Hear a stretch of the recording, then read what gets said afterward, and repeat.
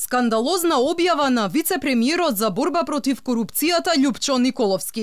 Во ек на пандемија, кога животот како да запреа, светот беше целосно затворен за движење. Вице-премиерот се пофали оти владата сработила толку добро, па ретко кој сакал да се исели од земјава. Целта е државата да стане подобро место за живење, а намалување на иселувањето е навистина важно во процесот. Продолжуваме да работиме за што помалку спакувани куфери, изгубени другари, напуштени домови и изгасени светилки. Ваквата објава на Николовски ги зовре корисниците на социјалните мрежи.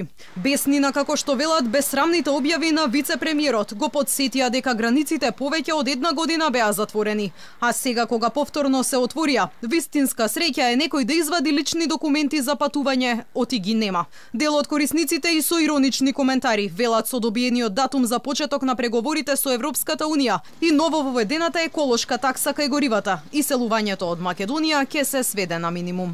Податоци за 2020 и 2021 година, двете години кога имаше пандемија и сите граници беа затворени поради лошото справување на власта со COVID-19 и без срам се фалите.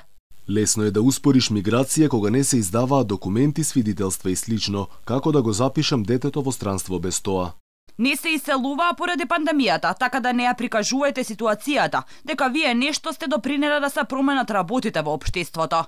Бедна ви е економијата, бедни ви се платите, огромни се сметките, а вие немате ниту план, ниту идеја што да правите за подобро утре за граѓаните.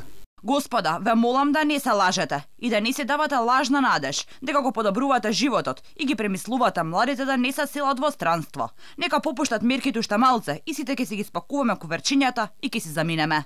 Уште со првиот случај на COVID-19 во Македонија во март минатата година, рампите на границите се затворија. Најголемиот дел од западноевропските земји каде македонските граѓани традиционално одат на работа, се уште ја немаат тргнато забраната за патување за нашите државјани. Дел од нив, како Германија, Австрија и Данска, ограничувањата ги олеснија пред 3 дена.